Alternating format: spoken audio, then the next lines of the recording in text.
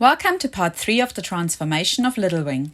In this video we finish all the last prep and sanding to prime the topsides, and we take you through the entire painting process of top coating the boat, which includes repairing and painting the hardtop and fitting new windows, as well as getting the mast painted and ready to be stepped. But first we need to finish some of the jobs we showed you in the last video. What you got there, Peter? Fasteners for the trampoline. You have a stainless steel rod in there and all the lashings around the stainless rod. A couple more to cut out. And then I guess it's still the other side there.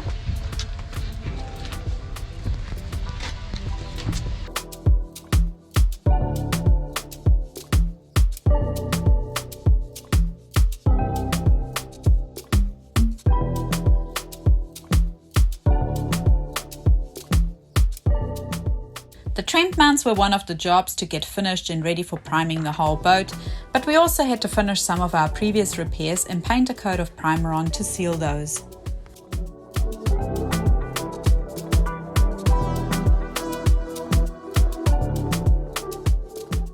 Unfortunately, we also found one last little area of rot, and Pete had to once again cut out and replace some wood, but luckily it was a relatively small and easy repair.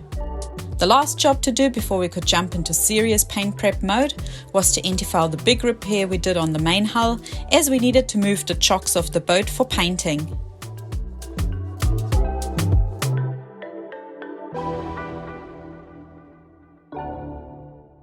With all repairs done and the chocks moved, it was time to get some guide coat onto the topsides and start sanding.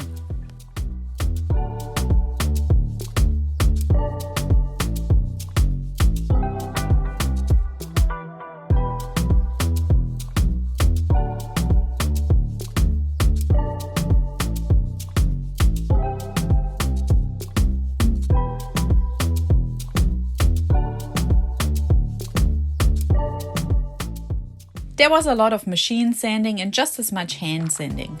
In fact, there were days and days of sanding and little spot fills and more sanding until we were ready to paint.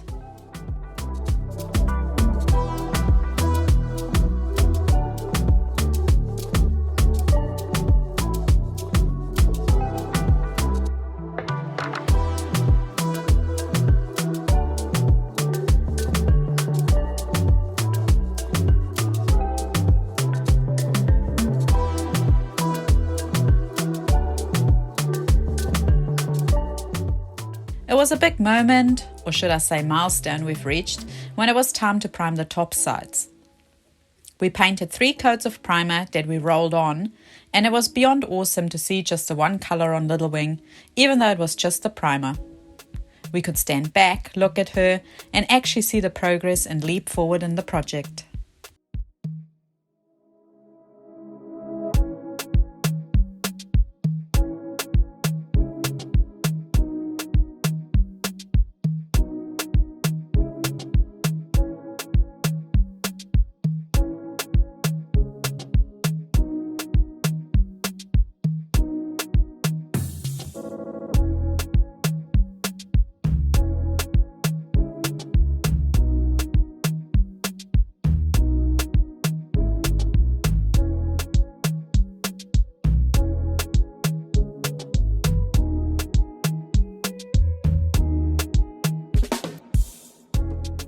Once the primer had cured properly, it was time to begin the process all over again.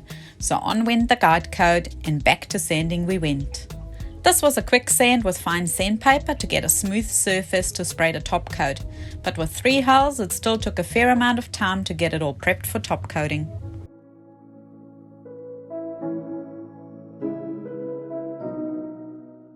In order to spray the top coat, we needed to wait for good weather. And to avoid any overspray, we couldn't have any wind and had to hang drop sheets around the boat as an additional precaution.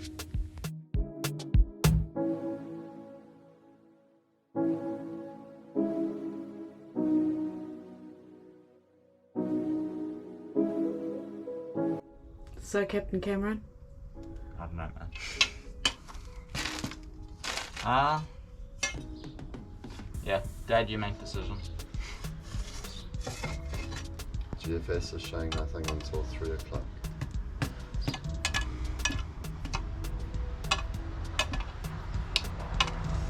I don't know. Well, why don't we find out if there's an accelerator first? And already we need the boat wound down if you've even got a chance to paint, so that we can start masking.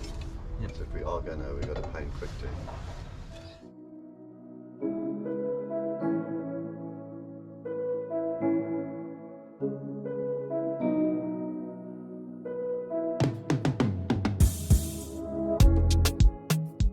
We painted 2 coats of top coat with an airless sprayer, and if we were excited to see Little Wing after the primer coat, well, taking the masking off after the top coat felt like unwrapping a Christmas present.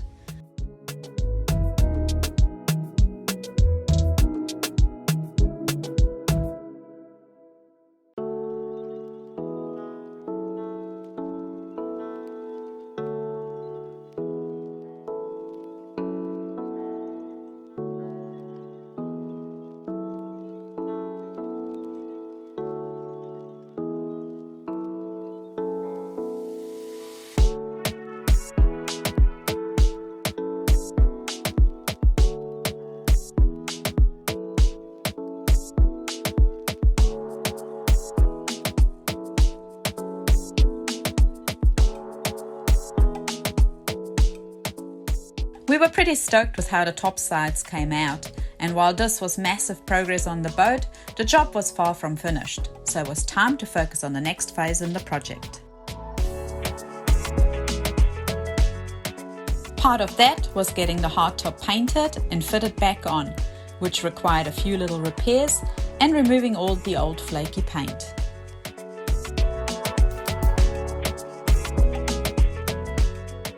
The other big job was to start work on the mast.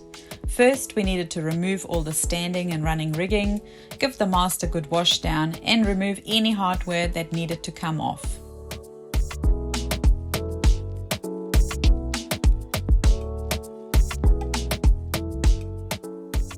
And then it was time to sand and prep to paint the mast and the boom.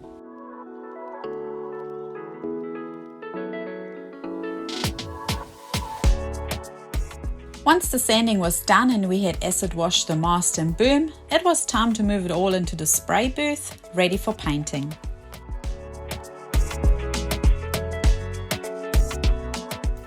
Because of the length of the mast, we had to paint it in 2 sections, but the spray booth was big enough to fit the hardtop and boom in at the same time, so we could paint it all together.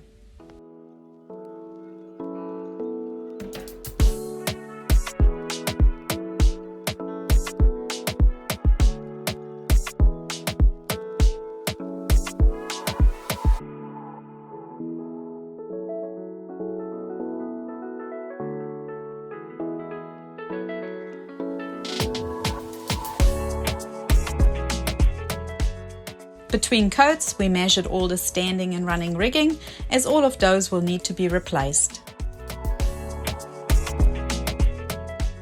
And then it was time to get back to the spray booth and put the top coat on.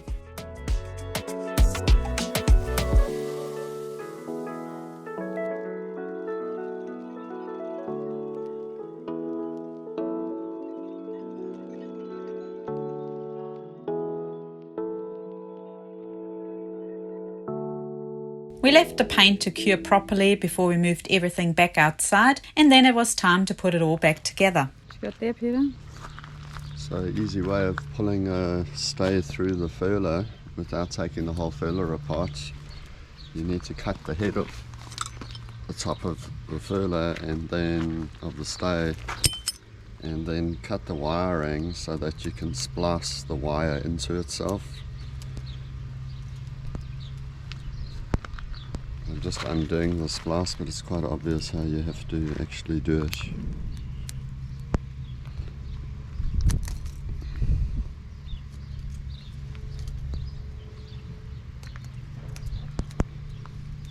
So you're unsplicing the one, cutting a section out of the middle,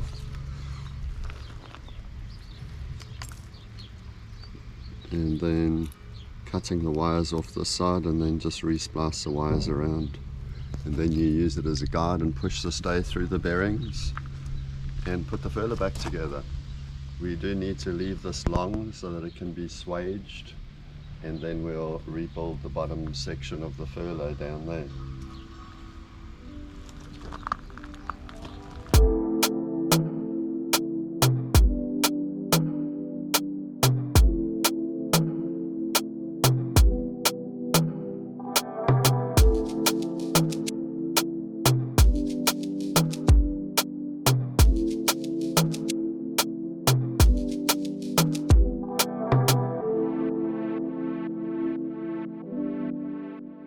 With the mast and furler off, it was a sensible time to replace the front furler stay. With that job done, it was time to put all the stays back on the mast and get all the other hardware back on, ready to step the mast.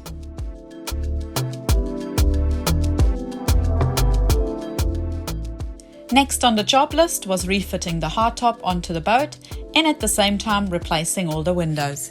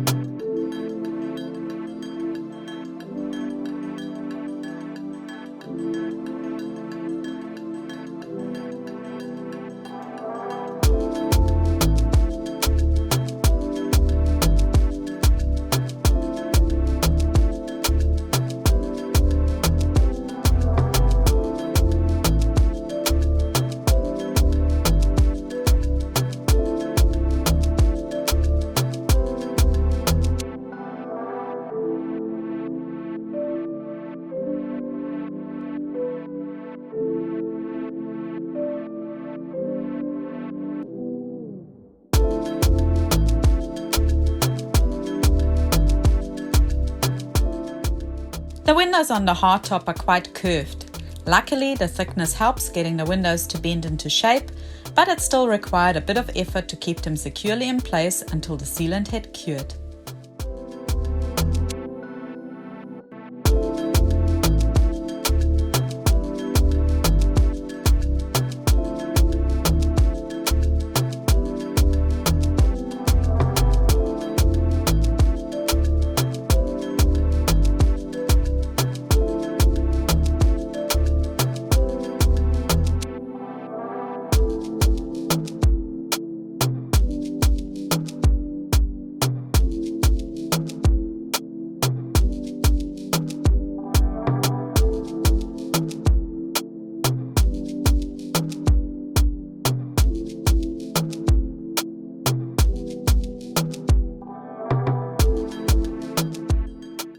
We did the two outside windows with the biggest curve first.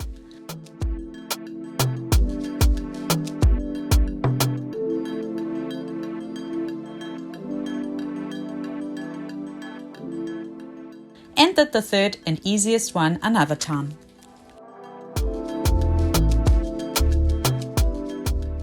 With all the big jobs on Little Wing finished, it was time to take a break and shift focus to tomorrow. Join us in our next episode when we hauler at Marston Cove Marina after 3.5 years in the water, and don't forget to like and subscribe. Thanks for watching.